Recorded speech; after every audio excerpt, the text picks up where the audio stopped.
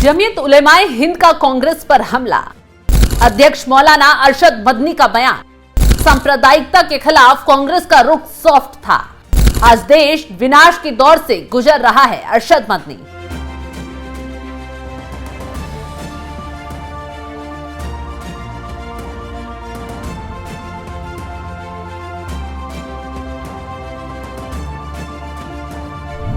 नमस्कार, मैं आपके साथ शबनम। आज एक ऐसा बयान सामने आया है जो सिर्फ कांग्रेस की सियासत पर सवाल नहीं उठाता, बल्कि आजाद भारत की पूरी राजनीतिक यात्रा को कटघरे में खड़ा कर देता है। यह बयान किसी विपक्षी नेता का नहीं, बल्कि देश के सबसे पुराने और प्रतिष्ठित मुस्लिम संगठनों में से एक जमीयत उलेमाए हिंद के अध्यक्ष मौलाना अरशद मदनी का है।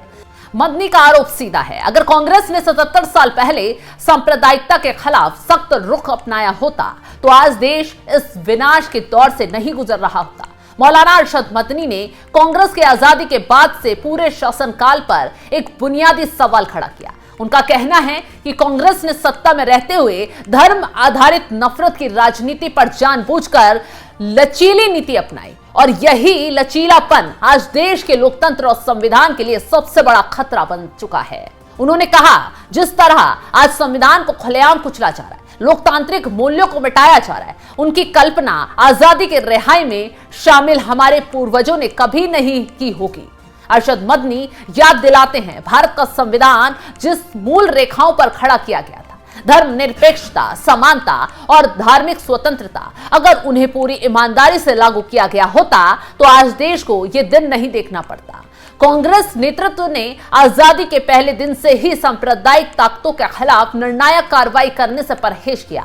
न जाने किस डर से या किस राजनीतिक मजबूरी से सांप्रदायिकता को पूरी तरह कुचलने के बजाय उसे एडजस्ट किया गया। मदनी के बयान का सबसे तीखा हिस्सा महात्मा गांधी की हत्या से जुड़ा है।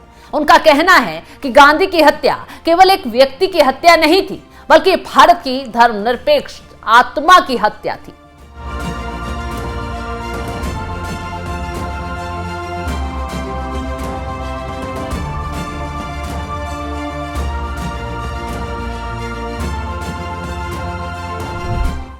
जानकारी देते चलें कि जमीयत उलेमाए हिंद लगातार कांग्रेसी नेतृत्व को चेतावनी दे रही है, सांप्रदायिकता के इस जुनून को रोको, इसे पनपने मत दो। लेकिन ये चेतावनियां सत्ता के गलियारों में गंभीरता से नहीं ली गई। केंद्र में कांग्रेस थी, राज्यों में कांग्रेस थी, अगर चाहती तो सांप्रदायिक राजनीति पर कड़ा कानून बनाया जा सकता था। अगर मदनी चाहते कि नरमी बरती गई, टकराव से बचा गया और नतीजा ये हुआ कि सांप्रदायिक ताकतें धीरे धीरे और ताकतवर होती चली गई। मदनी एक ऐसा इतिहास भी याद दिलाते हैं जिससे आज की पीढ़ी लगभग अनजान है। आजादी से पहले ही जमीयत उलेमाए हिंद ने कांग्रेसी नेताओं से लिखित आश्वासन लिया था कि आजाद भारत का संविधान धर्मनिरपेक्ष होगा और सभी अल्पसंख्यकों को पूर्ण धार्मिक स्वतंत्रता मिलेगी। लेकिन आजादी के बाद विभाजन के दर्द के बीच कांग्रेस के भीतर ही एक बड़ा वर्ग उभर आया जो कहने लगा, जब मुसलमानों के लिए एक अलग देश बन गया है तो भारत को धर्मनिरपेक्ष होने की क्या जरूरत है।